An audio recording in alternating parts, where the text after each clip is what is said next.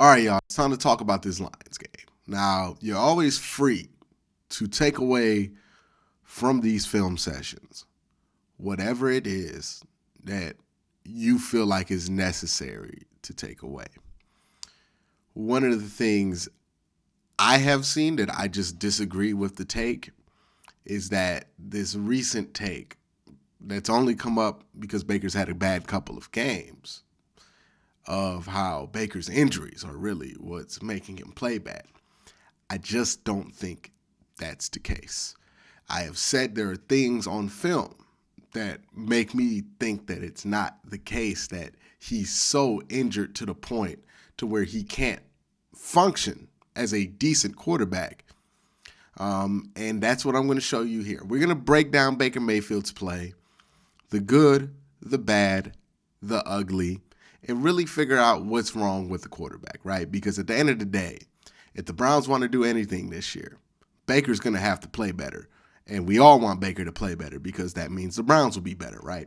So let's get into it. Now, why is it that I don't think injuries are affecting his throwing to a point to where he should not be out there, right? The question with Baker is he hurt or is he injured? If he's injured, he should not be out there, right? If he is hurt to the point to where he cannot perform his job, he should not be out there. But this is not a man who, from what I've seen on tape, is hurt to the point to where he can't do his job well, right, physically. You look here. When he's confident and he has his read, he can make a good, tough throw in a tight window. That's a tight window right there. We're going to see it from the backside here. It is a tight window to Jarvis Landry on a quick slant. Again, he's confident in his read. He's confident in what he sees in the defense. And as you see, throwing motion looks okay. Okay, this one again. This play right here that he makes takes some pretty significant arm strength, right? Rolling on your right, throwing down the line, boom. Tight ball, bullet, arm looks pretty good there. This throw right here, and this is all from the same game, throws his ball downfield, tight window, boom, right there. Nice to see it. The play right after that, again, play action, throws his ball deep down the line, has the man, the tight end, good window, tight ball, tight spiral, bullet pass, and we're going to see this from the reverse angle. Right? Play action, good play action. Arm seems fine. Arm seems fine. Another play. We're not done yet. Got another play here. Baker's going to do a play action roll, step, hesitates, fires this thing to the 50. Look at that. Fires that thing from the 50 with relative ease from the 5-yard line. Look, he didn't even really have to follow through. He gets it to the 50. And look, again, from the back angle, you could tell, just watch him all the way through. Smooth play action, throws it, looks fine. And then this is one that I think is just funny. I want you to watch number 2 here. We joke about Baker's handoff abilities, but watch Baker's handoff here and watch number 2. This is actually like a top tier, like one of the best handoffs I've ever seen. You'll see why I'm saying that in a second.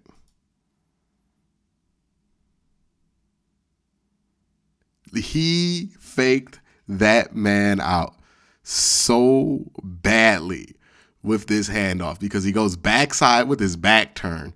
And look, number 2, he's chasing the pulling guard. So he knows this play is coming towards him.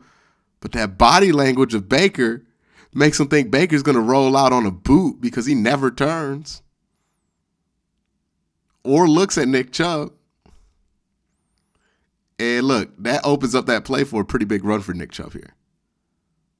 So all jokes aside, that was actually a really good handoff. All right, so I just showed you a bunch of good stuff, right? To kind of prove the point that you can't just explain away the bad stuff with Baker Mayfield with injury. We can't do it.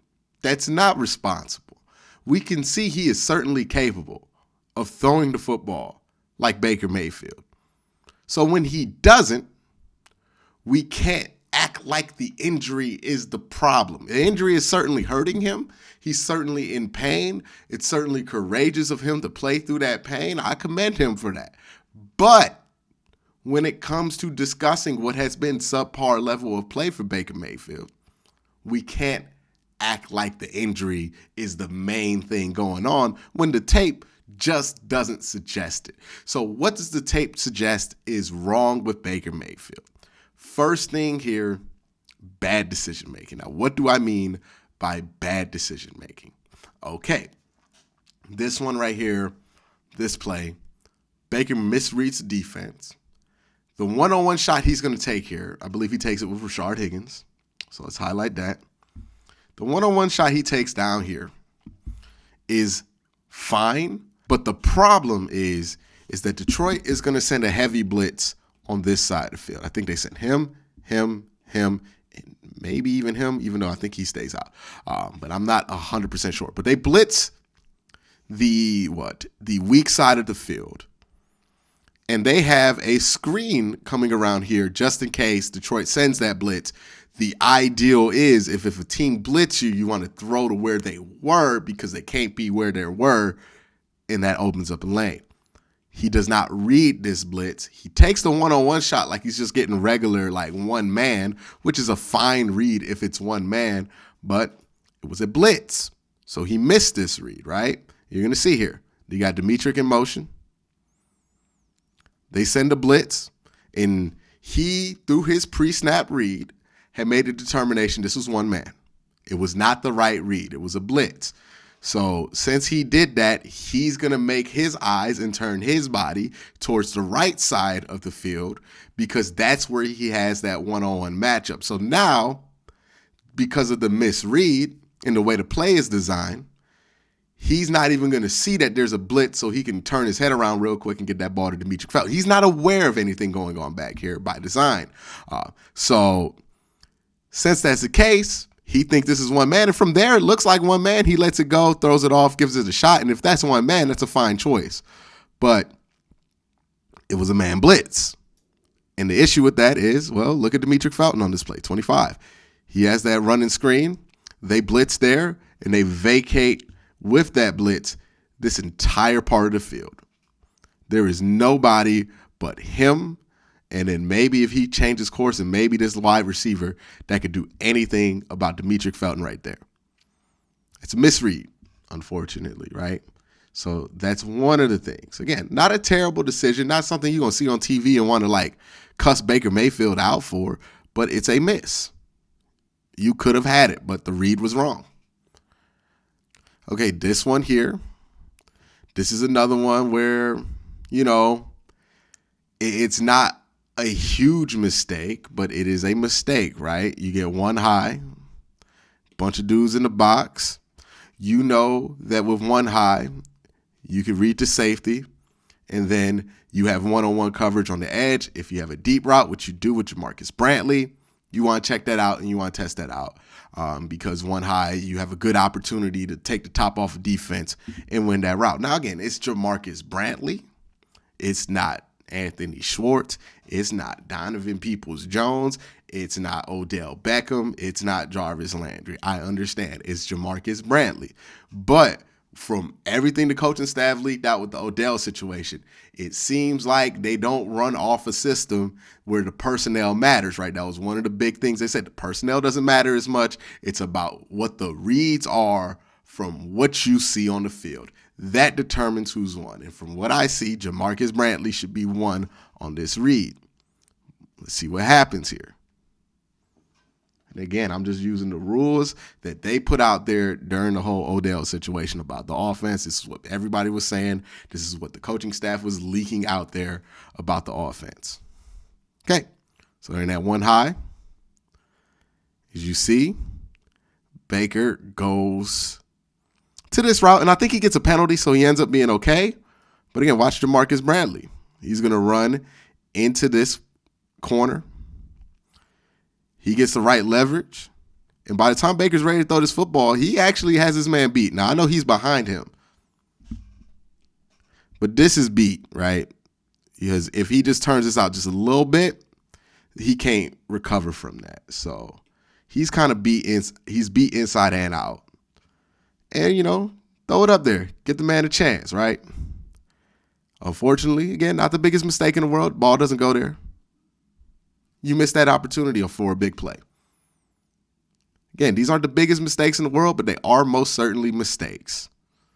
Okay, this play right here, you get 2-man with the slot uncovered, right? So what I mean by that is 2-man, so 2 high safety, man coverage. So 4 down linemen, man coverage all around, 2 high safety, slot uncovered. So this linebacker is not really in the same lane as him. He's either acting like he's going to blitz or he's going to stay. But this is slot uncovered. So what with slot uncovered is that you have this mismatch, right? They're in base defense. They're in 4-3 base. Cover 2-man. You're going to have the mismatch of a tight end. Not a tight end, my bad. A wide receiver on a linebacker. Now, again, they say they determine the progressions of this offense based on what the defense does. That's the best matchup you have. Jarvis Landry on a linebacker, a not very good linebacker. It's not Austin Hooper on this linebacker. Now, again, it's not the worst decision in the world if you make that choice. But it's one of those things that adds up because Jarvis knows that if Baker reads this right, he should get the ball. But he doesn't, and this is what makes people frustrated. Because you see here, 2-man, uncovered. Jarvis is open. Now, Hoop's open too because this is a man-beater play. Everybody's going to most likely be open against this.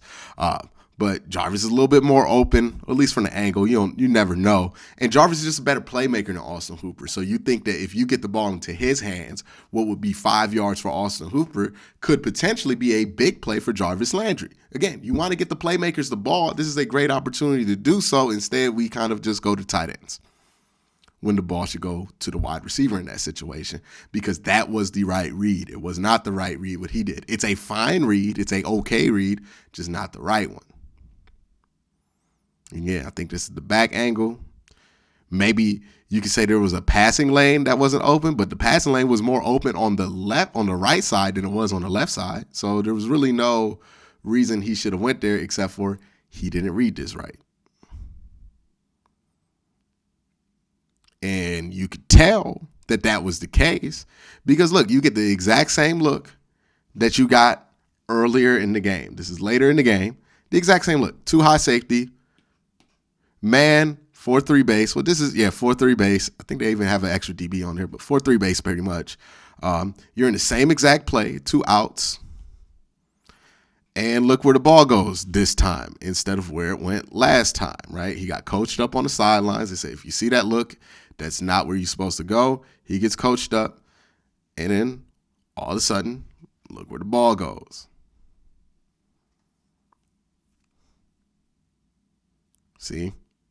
All right, so this play right here, I think the Lions caught the Browns in a bad play call. And this is the example of how play calling cannot help the quarterback as much as the quarterback cannot help the quarterback. Because what we have here is a pretty obvious engage 8.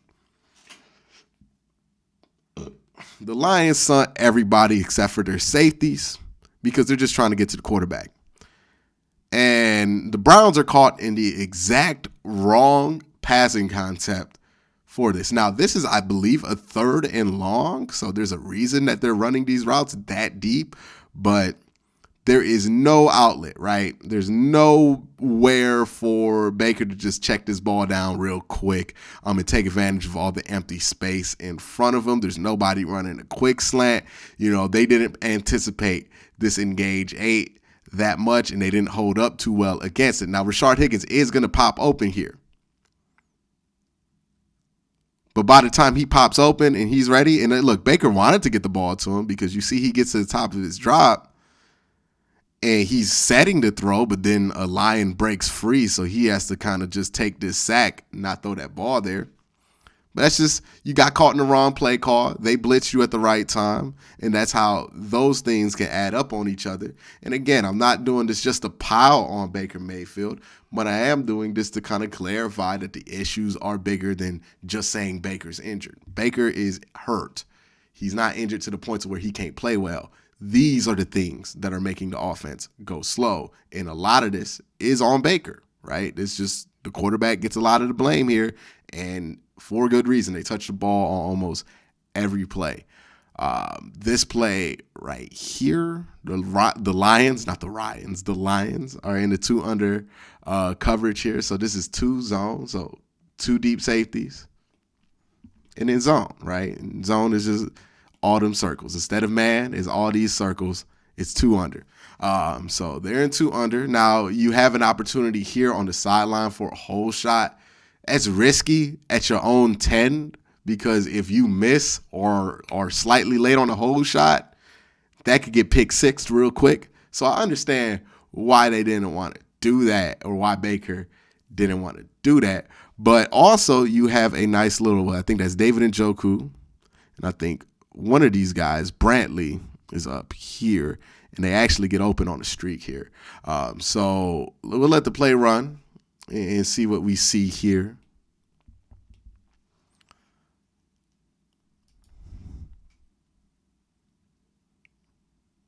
Okay, yeah, so that is Brantley that kind of opens up on that flare, right? Now, again, the whole shot is technically there. I understand why he didn't want to take it, right? But the whole shot's technically there.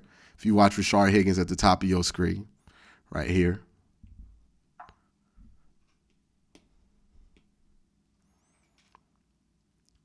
It's technically there. If he right there decides he wants to throw the ball and he gets that perfectly on time, accurate to about the 25 right now, he can make that throw with the right throw. That's a risky one, but he can make it.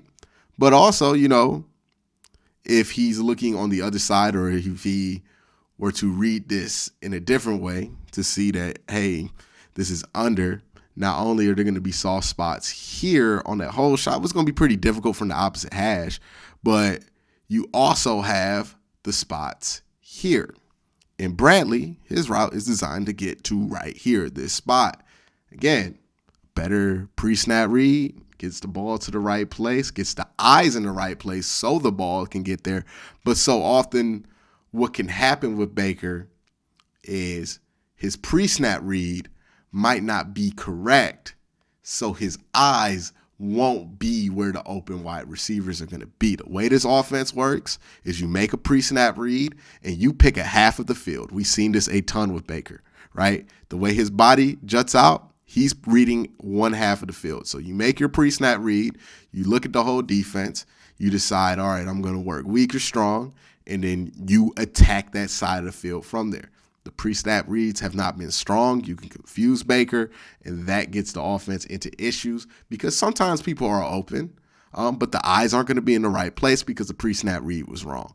And as much as you want to blame, or we can blame Kevin Stefanski on that, and he does deserve some blame in this, that's just how NFL offenses work. Very few quarterbacks are going to drop back and just look at the entire field, and they're not going to do that every play. Even Tom Brady, you know, he'll take a pre-snap read, decide which side of the field he wants to attack, and attack it. The thing with Tom Brady is that he's usually right because he's Tom Brady. Baker's not at that level yet. And that's why we get inconsistent play. Another thing Baker has a hard time against is deciphering the blitz, right? This is what causes a lot of his interceptions. He does not read this blitz correctly. It catches him off guard. And more importantly, he doesn't see that 34 is not blitzing. 34 is coming to the middle of the field to be, a thief? I think thief probably would be the best word for him. So he's going into thief position. Baker doesn't see him. And that's always a bad thing, right? Because yes, this route is open. Jarvis is going to be open here, but he doesn't see the thief. He throws right to the thief. Interception. Just didn't decipher the blitz correctly. Now, Baker and his struggles with his pre-snap reads are one thing. But the other thing he had issues with, and we're going to see this pre-snap read miss again, 34 is supposed to be blitzing. He doesn't see it, throws right into it. But another thing where Baker has struggled at this year, more so than he struggled in other years, and why I feel like some people want to feel like it's the injuries, are missed throws. But these aren't missed throws that Baker wasn't giving you before. These are just missed throws, right? This throw right here, I think this is the interception. This is an awful interception because it's the right read, eyes in the right place. Jarvis is going to be wide open here after this cut. Just get the ball to him. Just get the ball to him. You have a clean pocket. Look at that pocket. It's clean. You have time. Just get the ball to him. He throws this high in a corner who was beat to dookie. Jarvis beat this corner to dookie. Look, he put him in the hearse here. Nice step. Look at that separation. Jarvis beat him to dukes. And you throw the ball over his head into the DB's chest. Unacceptable. Now, some people are really trying to tell me that that's on Jarvis. I'm sorry. That is not on Jarvis. Jarvis got open. That's the route Jarvis is supposed to run. That's the route Baker's looking for. Baker throws a high football. He has made that throw before to that same route that Jarvis just ran. He just overthrew him, missed high, which we know Baker does, and that's an unacceptable interception. That could have been a huge play for the Cleveland Browns. It was there. All you had to do was finish the throw. Clean pocket. Everybody did their job except for Baker Mayfield on this one. And the throw is way too high. And he even tried his darndest to get a hand up. This thing's high and behind. Ain't nothing he could do about that but make the tackle. Oh, man, it's a terrible interception. This one right here is another interception. I'm going to give Baker the benefit of the doubt and say he was not intending to throw this ball to Austin Hooper. This is another miss to Jarvis. Again, throws this ball low. I don't think that got intercepted. They didn't get intercepted. Cool. But throws this ball behind Jarvis and low.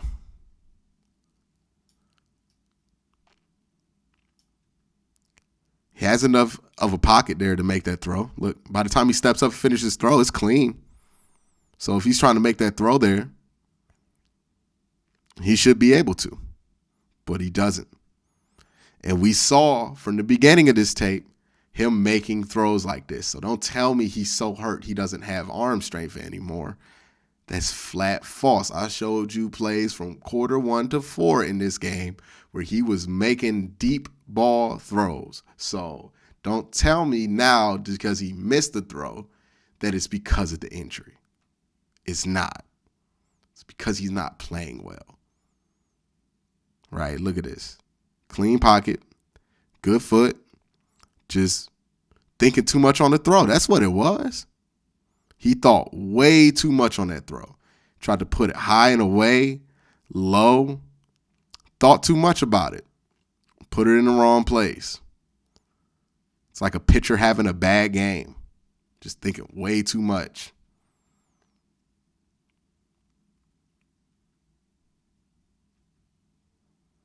And then just overthinking the throw. Overthinking the throw.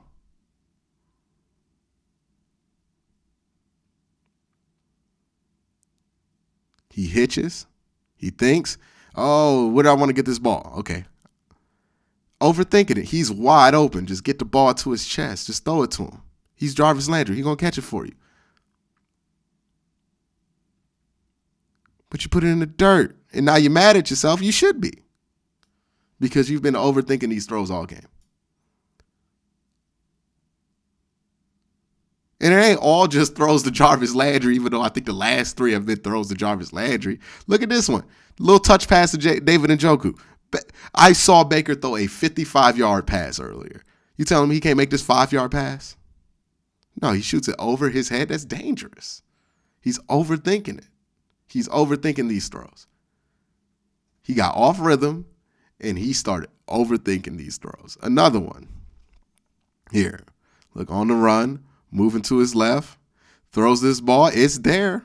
Now he gets a penalty to bail him out, but it's there. But the ball ain't where it's supposed to be. It's way over Rashard Higgins' head. And that's what it is, man. Baker's been missing throws. He's been missing reads. And that's the problem, right? Last year, he was better at these pre-snap reads than he is right now. Last year, he wasn't missing these throws as often as he's missing these throws here now. Some of this is play calling, no doubt, but I didn't see an issue with the play calling this week, to be honest with you. I didn't have a problem with the play calling this week. The issue that I had was, we cut through 19 plays, 15 of which I had an issue with. And Baker didn't throw the ball that many times. So almost every throw, there was something I felt like he could have done better on every throw. And that's on Baker. It's not about the injuries. That's a convenient excuse to make us not think about the actual problem is, he's injured. But the reality is that Baker Mayfield is not playing well, not because he's injured, but because he's making bad decisions and he's overthinking everything at this point. And that's what needs to stop if this team needs to get better. We need Baker to relax, to not press as much, and to just trust that he knows what he's doing more often, because the pressing, the thinking about it, it all avalanches on top of each other, and then you get a 6 QBR game. So that's what I wanted to break down in this video. Hope you guys enjoyed it. And if you did, hit that like button, hit that subscribe button. Make sure you check me out on my live streams this week as well. But again, guys, thank you for watching. Have a great day. Have a good night.